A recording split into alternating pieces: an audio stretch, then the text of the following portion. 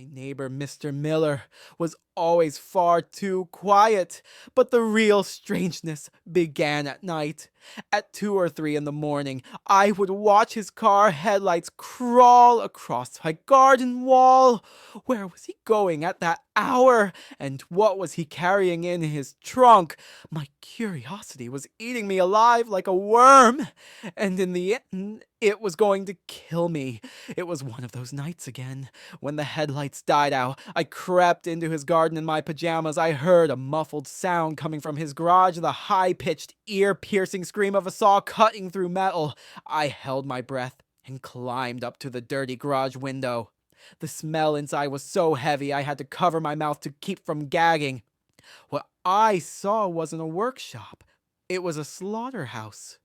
Miller stood in the middle of a pool of blood, using that saw to rip a person apart, not an object. Just then my foot slipped and the glass rattled. Miller stopped. He silenced the saw, and slowly, as if he already knew I was there, he turned his head toward the window. When Miller turned his head, his eyes were pitch black. He threw the saw aside and lunged at the window with unbelievable speed. The glass shattered into a million pieces as he clawed at my face and dragged me into that bloody garage. As his hands tightened around my throat, I saw the body on the table was still twitching.